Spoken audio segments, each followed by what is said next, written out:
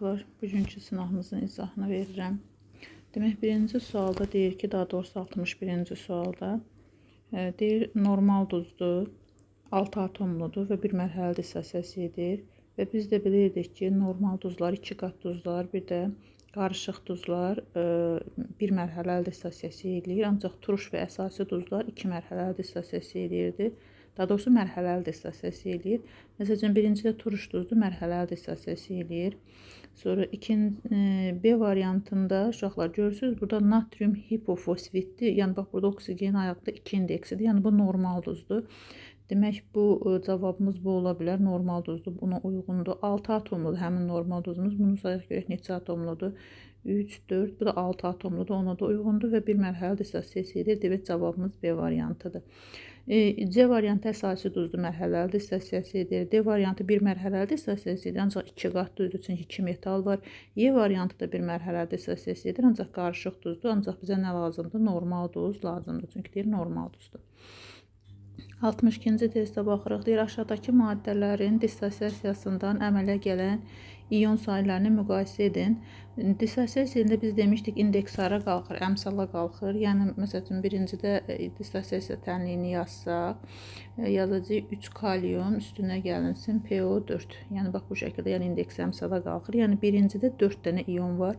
Onda ikincidə indeks əmsala qaldırsaq, burada 2 dənə alüminium var, 3 dənə də SO4 var. Demək, ikincidə olacaq. Demək, birincidə oldu 4 iyon, ikincidə olacaq 5 iyon, 2 alüminium, 3 SO4 var, 5 iyon. Üçüncüdə isə 1 natrium, 1 xlor var. Üçüncüdə də olacaq neçə iyon? 2 iyon. Və biz bunları müqayisə eləyəcək. Demək, ikinci böyük olacaq birincidən, o da böyük olacaq üçüncüdən. Cavabımız olacaq nə? C variantı. 63-cü testə baxırıq. Demək, natrium xlorat birləşməsində xlorun oksidaşma dərəcəsi neçədir? Oksigeninki -2-dir, hidrogeninki -1-dir. Xloru X-dən işarə eləsək, demək, -1 üstünə gəlsin X və oksigeni də 3 oksigenimiz var. Bəli, birinin oksidaşma dərəcəsi -2-dir. Vursaq bir-birinə, -2-ni 3-ə eləyəcək -6. O da bərabərdir. Molekul oksidaşma dərəcəsinin cəbri cəmi demişdik ki, 0-a bərabərdir və buradan da X nəyə bərabər olar? -5-ə bərabər olar. Cavabımız olur A variantı. 64-də baxırıq. Hansı duzun hidrolizi aniona görə gedir? Yəni, zəif turşudan alınıb. Elə A variantıdır. Burada natrium qüvvətli əsasdır. Karbonat turşusu zəifdir və ona görə də hidroliz aniona görədir. B variantı hidroliz eləmir. C variantı hidroliz eləmir. Çünki hər ikisi qüvvətlidir. Həm əsas, həm turşu. D variantı burada metal demək, zəif əsasdır. Əsas zəifdir. Ona görə katyona görə hidrolizdir. E variantı da nə eləmir? Hidrolizə uğramırıq. Hər ikisi yenə nədir? Qüvvətlidir. 65-ci testə baxırıq. Hansı iyonlar arasında reaksiya məhlulda axıra qədər gedir? Axıra qədər gedəndə su, qaz, çöküntü alınmalıdır.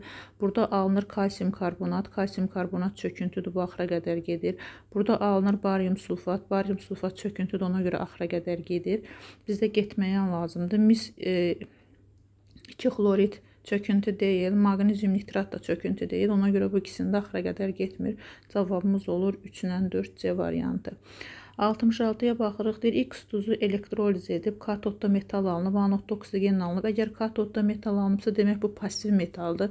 Anodda oksigen alınıbsa, demək bu oksigenli duzdur. Baxırıq, birincidə mis pasiv metaldır və SO4 oksigenli də duzdur. Onda birinci uyğun gələcək bizim bu testimizin cavabına. İkinci də yenə pasiv metaldır və oksigenli duzdur. İkinci də uyğun gələcək argentium nitrat. Üçüncü də maqneziumdur və maqnezium nitratda demişik, maqnezium alüminium dedik, özünü nə kimi aparır burada? Elektrolizdə özünü apardı, qüvvətli metal. Ona görə də onlarda katodda hidrogen çıxır. Ona görə üçüncü uyğun deyil. Dördüncüyə baxırıq, civə nitratda civə pasiv metaldır. Bəli, katodda metal çıxacaq. Oksigenli duzdur. Bəli, anodda oksigen çıxacaq. Cavabımız olacaq 1, 2, bir də 4D variantı. Sonra 67-yə baxırıq. Hansı reaksiyanın qısa iyon tənliyi aşağıdakı kimidir? Yəni, burada 2 valentli metal SO4-dən çöküntü əmələ gətirir. Birincidə dəmir 2 sulfat çöküntü deyil. Ona görə cavab bu deyil. İkincidə barium sulfat əmələ gəlir. Bəli, barium sulfat çöküntüdür. İkinci uyğun gələcək. Üçüncüdə kalsium sulfat demişdik ki, az həll olandır. Burada bir dənə cavab yoxdur. Ona görə Burada maqnezium sulfat da çöküntü deyil. Ona görə kalsium sulfatı götürə bilərik. Yəni ki, biz demişdik ki, kalsium sulfat az həll olandır. Yəni başqa bir duz yoxdursa da, ona görə kalsium sulfatı da həll olmayan kimi götürə bilirik. Ona görə cavab olur 2 ilə 3 C variantı. 68-ə baxırıq. Deyir, hansı duzların hidroliz zamanı əsasi duz əmələ gəlir? Əsasi duz o vaxt əmələ gəlirdi ki, əsas zəif olsun, turşu qüvvətli olsun. Əsas zəif olanda əsasi duz əmələ gəlirdi. Turşu zəif olanda isə nə əmələ gəlirdi? Turş duz əmələ gəlirdi. Ona görə cavabımız olacaq nə? 2 ilə 4 A variantı. 69-cu testə baxırıq. Hansı reaksiyada turşu və əsasın mol miqdarından asılı olmayaraq həmişə normal duz alınır? Turşu və əsasın mol miqdarından asılı olmayaraq həmişə normal duz o əsaslardan alınırdı ki, həmin əsas bir turşulu əsas olsun, yəni bir OH olsun. Həmin turşu bir əsaslı olsun, yəni bir hidrogen olsun. Yəni bunların mol miqdarından asılı olaraq heç vaxt bunlar əsasi duz əmələ gətirmir. Yəni bir əsaslı turşular və yaxud bir turşulu əsaslar da heç vaxt demək bir turşulu əsaslar əsasi duz əmələ gətirmir. Bir əsaslı və ona görə də cavabımız olacaq 1 2 və burada da yenə bir turşulu əsasdır, bir əsaslı turşudur. Yenə bu yalnız normal duz əmələ gətirəcək. Bir də olacaq 4. Demək cavabımız olacaq nə A variantı 2 4. 70-ciyə baxırıq. Demək dəmir mis sulfatdan misi çıxardır. Çünki aktivlik sırasında misdən qabaq yerləşir. Deyir, dəmir lövhənin kütləsi 4 qram artarsa, burada 56-dır, çıxan metal 64-dür, misin A yeridir və 8 qram artma baş verir. Və bu deyir ki, 4 qram artma baş verirsə, neçə qram mis ayrılır? 8 qram artma baş verirsə, 64 qram mis ayrılırsa, 4 qram artma baş verəndə X ayrılır. O da eləyəcək neçə? 32 qram. 32 qram mis eləyəcək. Sonra 71-ci testə baxırıq. Hansı turşulardan hidrogen qazı ayrıla bilməz? Hidrogen qazı ayrıla bilmirdi nitrat turşusundan, yəni həm qatısının, həm durusundan, bir də qatı sulfat turşusundan hidrogen ayrılmırdı. Ona görə birincidən hidrogen ayrılacaq, ikincidə qatı sulfat turşusudur, üçüncüdə duru sulfat turşusudur, ona görə bu cavab olmayacaq. Dördüncüdə isə nitrat turşusudur, cavabın biri də bu olacaq. Beşincidə də yenə nitrat turşusu, cavabın bu olacaq. Olacaq 2, 4 və 5B variantı. Sonra 72-ci testə baxırıq. Hidrogen, oksigen verilib. Deyir ki, hər ikisi üçün ortaq olan hansısa əlamətləri, yəni xassəni götürür. Deyir, hər ikisi suda pis həll olur, düzdür. Sonra deyir, hər ikisi azotla reaksiya daxil olur, bu da düzdür. Hər ikisi üçün xassələr eynidir. Deyir, havaya görə sıxlıqları eynidir, xeyr, səhvdir. Bu hər ikisi fosforla birbaşa qarşılıqlı təsirdə olur. Oksigen qarşılıqlı təsirdə olur fosforla, ancaq hidrogen olmur. Ona görə də dördüncüdə nədir? Səhvdir. Cavabımız olur nə? 1 ilə 2. 73-cü testə baxırıq. Oksigenlə reaksiyasından peroksid alınır. Oksigenlə reaksiyasından peroksid alınan natrium idi. Oksid alınan isə lityum idi. Superoksid alınan isə kalium idi. Demək deyir ki, radiusanın artma sırasından düzün. Demək birinci olacaq Y, yəni lityum, ikinci olacaq X, natrium, üçüncü olacaq nə? Z, kalium, Y, X, Z istiqamətdə radius nə edəcək? Artacaq. Cavab olacaq D variantı. Sonra 74-cü testə baxırıq. Demək, dəmir 3 sulfat verilib. Deyir ki, dissosiasiya zamanı 2 mol dissosiasiya eləyir. Biz də baxırıq ki, dəmir 2 sulfatda 2 dənə dəmir iyonu var, 3 dənə də SO4 iyonu var. Yəni 1 molundan 5 mol iyon alınmalıdır. Ancaq bizə 2 mol verilib, 2 molundan da 10 mol iyon alınmalıdır. Aydın məsələdir ki, ancaq 10 mol iyon o vaxt alınır ki, bizim dissosiasiyamız 100% olur. Bizim də dissosiasiya dərəcəmiz 50% olduğu üçün, yəni ki, onun yarısı qədər alınacaq da olacaq neçə mol? 5 mol iyon.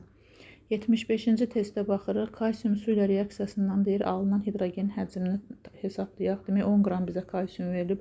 Kalsiumun A yeri 40-dır. Kalsium 2 valentlidir. Yəni 40 qramından 22,4 litr hidrogen çıxır. Biz demişdik 2 valentlidirsə, valentinin yarısı qədər mol hidrogen çıxır. Yəni 1 mol hidrogen çıxır. 1 mol hidrogenimiz 22,4 litrdir. Onda 10 qramından neçə olar? X olar. O da olacaq 5,6 litr. Cavab olacaq C variantı.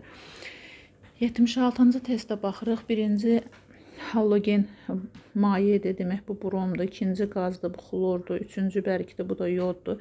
Deyir, halogenlərin oksidləşdiricilik qabiliyyətini müqayisə edin. Aydın məsələdir ki, birinci xlorun oksidləşdirici dərəcəsi ən çoxdur. Yəni burada Çünki aşağı gəldikcə reduksiya ediciliyi artırdı da. Demək, flör, xlor, brom, yod istiqamətində reduksiya ediciliyi artırdı.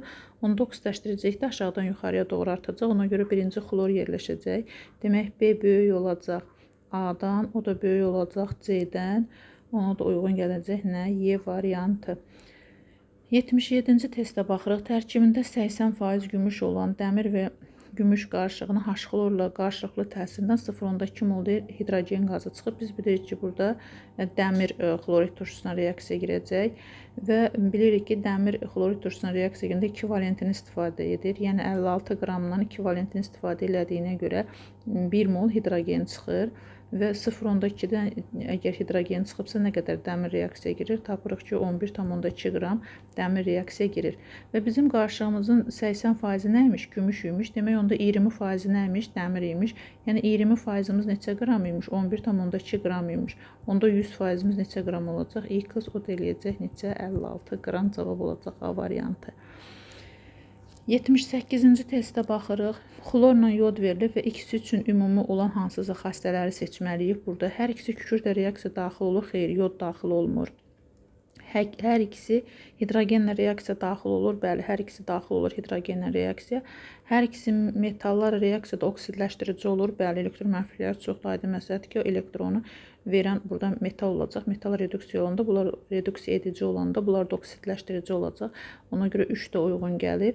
Hər ikisi natrium bromdan bromu sıxışdırıb çıxarır. Xeyr, xlor çıxarda bilər, yod heç birini çıxarda bilmirdi. Ona görə cavabımız olacaq 2 ilə 3, o da olacaq B variantı. Hansı reaksiya deyir, getmir. Halogenlərin heç bir oksigenlə reaksiya getmirdi. Cavabımızın biri buydu. Xlor hidrogenlə reaksiya gedir, ona görə bu olmayacaq. Sonra üçüncü kükürt yodla reaksiya getmir. Cavabımızın biri də budur.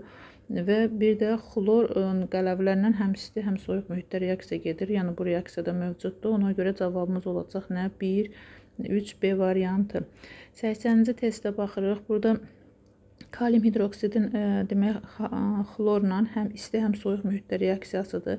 Demək, bunların hər ikisində demək alınacaq kalium xlor, bir də əgər istidirsə alınacaq kalium xlor O3, bir də alınacaq nə? Su. Bunda da yenə kalium xlor alınacaq. Burada da alınacaq yenə kalium xlor O, bir də su alınacaq. Burada aydın məsələdir ki, ikisində də eyni olan burada X-dır. Yəni bu kalium xlorlar ola bilər. Kalium xlorlar X-lar getdi. Sonra içində Y-lər də su ola bilər. Y getdi. Demək, biri Z-dir. Z olacaq kalium xlor O3. Demək, biri də T-dir, biri də kalium xlor O-dur. İndi gəlin görək bunlar haqqında bizdən nə istəyir. Deyir, Z ilə T-nin emerləri fərqini. Aydın məsələdir ki, kaliumlar getdi, xlorlar getdi və kalium xloratda 2 oksigen atomu çoxdur. 2 oksigen atomu da 32 qram deməkdir. Ona görə də emerləri fərqi 32-yə bərabər olacaq. Natrium hidroksidin florla reaksiyasından demək, əmsallaşdırın, suyun əmsalını göstərin. Demək, biz bunu əmsallaşdıra elektron balans tənliyi də qrup əmsallaşdıra bilərik. İndi mən birbaşa əmsallaşdıracağım. İstəsəz elektron balans tənliyi də qrup əmsallaşdıra bilərik. Demək, burada sağ tərəfdə əmsallaşdırsaq biz bunu natriuma, flora və natrium OH-a 2 əmsal düşür və burada suya isə 1 əmsal düşür. Yəni burada artıq sol tərəfdə 2 oksigenimiz var, sağ tərəfdə biri florla, biri su ilə birləşmiş oksigen atomu var. Daha doğrusu suya əmələ gətirmiş oksigen atomu var. Ona görə də əmsal olur nə? Y variantı 1. 82-ci testə baxırıq. Dəmir 3 hidroksiddə 2 mol nitrat turşusuna reaksiya girib. Demək, dəmir 3 hidroksid nitrat turşusuna reaksiya girəndə biz demişdik ki, burada OH ilə H-ın sayına bərabər baxırıq. Demək, burada 3 dənə OH var, 2 dənə H var. 2 dənə H varsa da demək 2 dənə OH buradan çıxacaq. Dəmirin yanında OH-ından biri qalacaq. Olacaq ferrium OH və çıxmış 2 dənə OH-ın yerinə nə birləşəcək? Turşu qağı NO3 birləşəcək. Yəni NO3 neçə? 2 yazacaq. Və çıxan 2 dənə H, 2 dənə OH neçə mol suya əmələ gətirir? 2 mol da suya əmələ gətirəcək. Demək, alınan duzumuz nə olacaq? Dəmir 3 hidroksodinitrat. Demək, dəmir 3 hidroksodinitrat C variantı. Sonra baxırıq 83-cü testdə. Demək, bizə natrium sulfat verilir. Deyir ki, Qatılığı 1-dir, həcmi də 400 ml-dir. Onu da litrə çevirsək eləcə 0,4, 0,4-ü 1-ə vursaq, demək 0,4 mol bizim nəyimiz var? Natrium sulfatımız var. Deyir natrium iyonlarının mol sayını tapın deyir. Yəni 0,4-də nə qədər natrium iyonu var? Natrium 2SO4-də 2 dənə natrium iyonu var. Yəni biz demişdik indeks əmsala qalxır. Biz bunu iyonlara ayırsaq 2 dənə natrium iyonu var. Demək onda 1 molunda 2 natrium iyonu var. 0,4 molunda neçə natrium iyonu var? XO-da neçə eləyəcək? 0,8 natrium iyonu. Cavabımız olacaq 0,8. Sonra gəlirik 84-cüdə. Demək burada deyir ki, elektron formuluna malik atomun neçə tək elektronu var? Bir dənə S-də tək elektronu, 3 dənə P-də tək elektronu, 3 dənə də D-də tək elektronu. Biz demişdik ki, elektronlar nə etməlidir? Orbitallarda əvvəlcə tək-tək yerləşməlidir. Demək, burada bax, S-in bir dənə tək elektronu, P-nin 3 dənə tək elektronu, D-nin də 3 dənə tək elektronu. Demək, 7 dənə nəyi var imiş?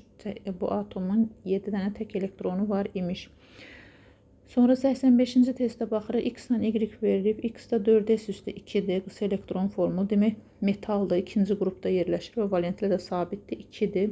3-cü, 5-ci qrup elementidir. 5-ci qrup elementi metalla birləşəndə biz bilirik ki, ən kiçik valentini istifadə edir. 5-ci qrup elementinin ən kiçik valenti neçə idi? 3 idi. Demək, 3 valentini istifadə edəcək.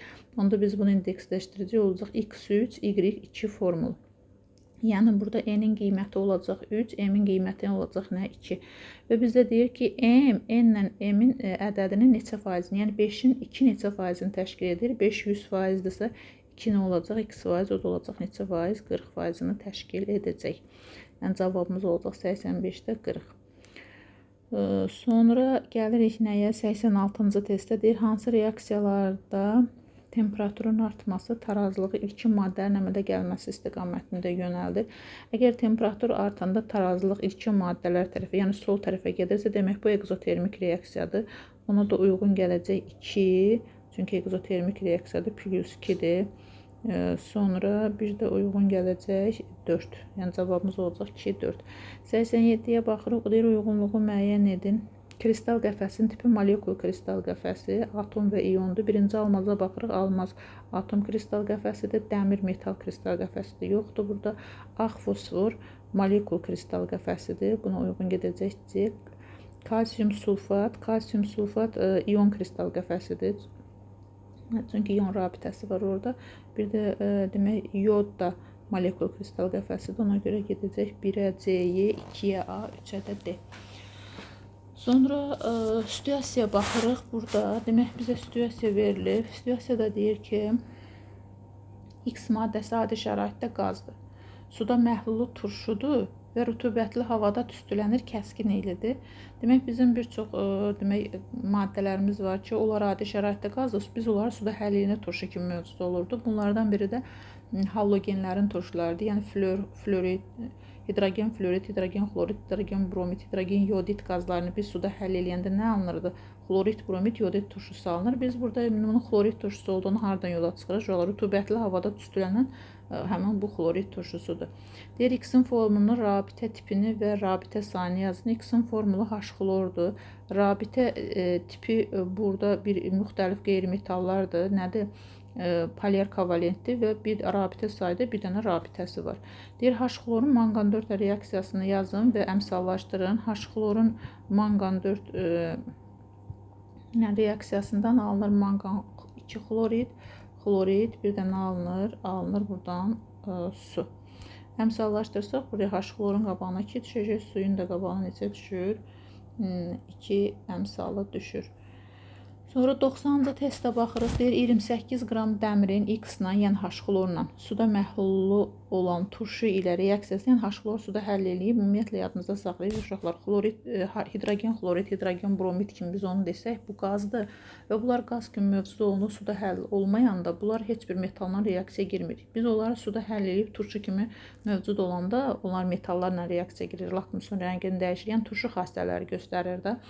İndi deyir, bu X-i suda həll eləyib, yəni turşu kimi artıq bu xassələri göstərir. Deyir ki, əmələ gələn 28 qram dəmirlə reaksiyasından əmələ gələn qazın həcmini tapın. Dəmirin dedik ki, A yeri nədir? 56-dır və dəmir xlorid turşusuna 2 valentinlə birləşir. yəni ekvivalentlə duz əmələ gəlir. Ona görə də 56 qramdan neçə mol hidrogen çıxacaq? 1 mol hidrogen çıxacaq, yəni 22,4 litr hidrogen çıxır. Onda 28-dən neçə çıxar? İ qız o da eləyəcək neçə? 11,2 litr hidrogen.